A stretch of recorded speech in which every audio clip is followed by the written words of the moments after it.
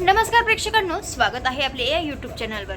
तर आता इकडे रिनी आता इकडे त्या गाडीवाल्या माणसाशी आता इकडे आवाज बदलवून बोलत असते की आम्हाला ती गाडी हवी आहे म्हणून। त्यावर आता इकडे तो विचार करतो माणूस की पण यांना हीच गाडी का पाहिजे असेल, आणि त्याला आठवतं दामिनीने काय बोलले ते। आता इकडे त्यावर ती बोलते की नाहीये माझ्याकडे असली कुठलीच गाडी, आणि फोन ठेवा। आता असं म्हटल्याबरोबर इकडे तो फोन काढतो। त्यावर तिकडे ती बोलते की आता काय करायचं सावे। त्यावर तिकडे सावे बोलते असू दे, पण आपल्याला तिकडे हे कन्फर्म झाले की हाच त्या गाडीवाल्याचा नंबर आहे। आता काहीही करून आता आपल्याला त्या गाडीचा नंबर म्हणजेच गाडीचा शोध घ्यावा लागेल। आता असं म्हणल्याबरोबर इकडे ते दोघेही बोलतात पण आता कसं घ्यायचा तो। त्यावर तिकडे ती बोलते एक आयडिया आहे, आपण हा नंबर धैर्याने द्यायचा का। आता असं म्हटल्याबरोबर इकडे हे बोलत असतात पण कसं, आणि तो काय करणार आहे त्या नंबरचा। त्यावर तिकडे ती सांगते की काल धैर्य पोलीस स्टेशनमध्ये गेले होते, म्हणजेच गाडीचा पाठलाग करण्यासाठी, म्हणजे सगळं काही शोध काढण्यासाठी। आता इकडे दुसरीकडे इन्स्पेक्टर जे असतात तिकडे दामिनीला फोन लावतात आणि बोलतात की आम्हाला आता इकडे त्या गाडीचा शोध घ्यायचा आहे। त्यावर तिकडे ती बोलतात की खरंच तुम्ही त्या गाडीचा त्या चित्रावरून शोध लावणार आहे। त्यावर आता इकडे ते बोलत असतात की हो, आम्हाला कारण वरून ऑर्डर आहे तशी। आता इकडे हे सगळं त्याचा पैसा खाण्याचाच प्लॅनिंग असतो। इकडे दामिनी बोलते अच्छा, पण तुम्हाला जर गाडी शोधायचीच असेल तर शोधा, पण तुमच्या हाती ती लागणार नाही, आणि फोन काढते। त्यावर तिकडे हा बोलतो इन्स्पेक्टर ही बाई जरा जास्तच माजली, पण अशा माणसांचा मास्क कसा उतरवायचा ना ते मला चांगलंच माहिती आहे। आता इकडे तो चांगलाच संतापलेला असतो। पण आता इकडे दुसरीकडे आता इकडे इरा सावी आणि यांचं सगळं काही बोलणं ऐकत असते, आणि आता इकडे ती मनातल्या मनात विचार करते नेमकं यांचं चालू काय आहे, काही ना काही चालू आहे, मला पता करावाच लागेल। आणि आता एकदम हे नंबर वगैरे अशा बोलत असतात, एकदम इरा बोलते काय चाललंय तुमचं, आणि कसला नंबर कुणाला द्यायचा आहे। आता असं म्हटल्याबरोबर हे तिघही एकदम घाबरतात, यांना काही सुचत नाही काय करावं आणि काय नाही। इकडे आता रीना आणि पराग तर खूप जास्तच घाबरलेले असतात। त्यावर इकडे सावी बोलते तू का आली इथे, आणि आम्ही ना खेळतो इथे, आम्ही ना फ्रेंडला कोणता नंबर द्यायचा ना तो विचार करत होतो, आणि तू का आली, तू आमची फ्रेंड नाहीये ना, जा इथून जा। आणि तिचा हात धरून ना तिकडे ती रूमच्या बाहेर काढते। आता इकडे त्यावर सावी बोलते की आता हे बघा ती इरा परत यायच्या आधी परत ते म्हणजे सगळं काही ते नंबर लिहून घेऊया आणि आपण सगळं काही रेडी करून घेऊया। आता इकडे हे सगळं रेडी करून तिकडे खाली हॉलमध्ये खेळत बसलेले असतात। त्यावर तिथे धैर्य येतो आणि बोलतो अरे वा छान गप्पा म्हणजे खेळणं चालू आहे वाटतं। त्यावर आता इकडे ती बोलते मग आम्ही खूप मजा करतोय। आता इकडे त्यावर ती इकडे धैर्य बोलतो की बरं मी काय म्हणतोय मग सावे, मी ना आता थोडं कामावरला चाललोय, म्हणजे लगेचच लवकर येईल। त्यावर तिकडे ती बोलते नाही तू मला बोलला होतास ना की आज दिवसभर पूर्ण तू माझ्यासोबत आहेस म्हणून। आता असं म्हणल्यावर इकडे बोलतो हो ग, पण थोडंसं काम आहे की नाही, करून येतो की तू तोपर्यंत त्यांच्यासोबत खेळ ना। त्यावर आता इकडे ती बोलते बरं ठीक आहे। आता इकडे त्यावर तो तर जातो। आता इकडे सावी बोलते की आता धैर्यांना आपलं सरप्राईज मिळणार। धैर्य गाडीजवळ जातो, त्याला त्याच्या हँडलवर एक पॉकेट दिसतं, म्हणजेच एक लिफाफा। आता इकडे त्यावर तो बघतो, त्यावर तिकडे धैर्यासाठी असं लिहून असतं। त्यावर त्याला समजत नाही की हे नेमकं कोणी ठेवलं असेल। त्यावर इकडे वॉचमॅनला वगैरे विचारतो, तो काही त्याला सुद्धा माहिती नसतं की कोण ठेवलं। आता इकडे तो घरात जाऊन नीता आणि अवंतीला हाक मारतो, पण आता इकडे रीना त्यावर बोलते काय झालंय धैर्य, त्या आताच मंदिरात गेलाय। आता इकडे त्यावरती बोलते की म्हणजे आई आहे का। त्यावर तिकडे रिनी बोलते की नाही, त्या सुद्धा काहीतरी कामाला बाहेर गेलाय। असं म्हणल्याबरोबर इकडे रिनी बोलते का झालं धैर्य, काही काम आहे का तुम्हाला, काही हवंय का। त्यावर आता इकडे तो बोलतो अगं हे बघ ना, हे कोणीतरी माझ्या गाडीच्या हँडलला हे लिफाफा लटकवून गेलं होतं, पण कोण ते माहिती नाही नेमकं, तुम्हाला कोणी दिसलं का। त्यावर तिकडे परत बोलतो नाही आम्ही किती वेळचा अंदरच खेळत होतो ना सावीसोबत। आता इकडे त्यावर तो बोलतो पण मी काय म्हणतोय बघ ना तू उघडून काय आहे तर त्यात। आता असं म्हटल्याबरोबर इकडे तो ओपन करून बघतो, त्यात असतो गाडीवाल्याचा नंबर। आणि तिकडे हे म्हटल्याबरोबर इकडे धैर्य बोलतो अरे हा तर त्या गाडीवाल्याचा नंबर आहे। असं म्हटल्याबरोबर इकडे त्यावर तो बोलतो पण हे कोणी ठेवून घेतले असेल। त्यावर तिकडे रिणी बोलते ते जाऊ दे की।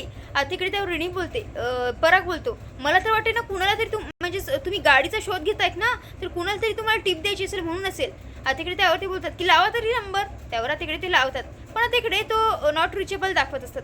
आता असं म्हटल्याबरोबर इकडे धैर्यच असतो, तो बोलतो की नॉट रिचेबल दाखवतोय, पण हा नंबर मी पोलिसांना देतो, ते बरोबर शोधून काढतील त्यांच्या तरीने।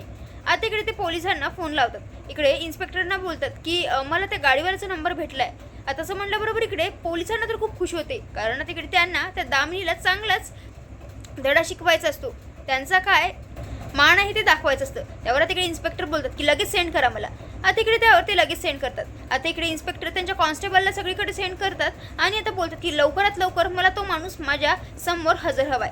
आणि इकडे इन्स्पेक्टर धैर्यला सुद्धा सांगतो की तुम्हाला आज संध्याकाळपर्यंत तो माणूस तुमच्या समोर उभा असेल. आता असं म्हटल्याबरोबर इकडे धैर्य खुश होतो आणि आता इकडे सरळ जातो आणि इकडे सावीला मिठी मारतो. त्यावर आता इकडे ती बोलते काय झालंय फ्रेंड. आता इकडे त्यावर तो बोलतो की सावी अगं पप्पांचा जो ॲक्सिडेंट करणारी गाडी होती त्यांचा शोध लागणार आहे. आणि आता असं म्हटल्याबरोबर इकडे तो बोलतो की हे बघ आपण ना एक काम करूया, आपण ना आज बाहेर जाऊया, तू छानपैकी रेडी हो. आता इकडे तो घट्ट मिठी मारतो. त्यावर आता इकडे रीना आणि परागला बोलतो की रीना पराग आपण लगेचच स्टुडिओला जाऊया, कारण मला खात्री आहे की आज सावीला तिथे गेल्याबरोबर सगळं काही आठवेल आणि माझी सावी माझ्याजवळ परत येईल.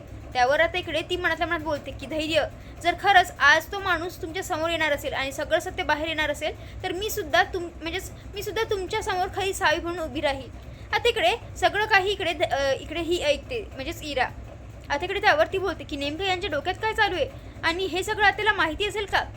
इकडे दुसरीकडे आता इकडे इन्स्पेक्टर जे असतात ते बोलतात म्हणजेच एकट्यात की आता बघाच दामिनी मुजुमदार, तू जरा जास्तच माजली होतीस ना, आता बघ तुझा मी माज कसा काढतो ते. आणि आता इकडे सगळ्या कॉन्स्टेबल तर कामाला लागलेलेच असतात. आता इकडे सावी जी असते मस्तपैकी रेडी वगैरे झालेली असते. इकडे दामिनी येते. आता इकडे ती अवंतीला पाणी मागत असते. आता हे बघून इकडे इरा आणते. त्यावर आता इकडे ती बोलते त्या दोघी कुठे गेल्यात. त्यावर आता इकडे ती बोलते इथे कोणी काही सांगून थोडी ना करतं ना. त्यावर आता इकडे दामिनी बोलते सरळ उत्तर देशील का. त्यावर आता इकडे ती बोलते अहो तुम्हाला जर काही म्हणजे मी तुम्हाला जे सांगणार आहे ना त्यानंतर तुमची सुद्धा इच्छा उरणार नाही आहे व्यवस्थित बोलण्याची. त्यावर आता इकडे ती बोलते नेमकं काय झालंय.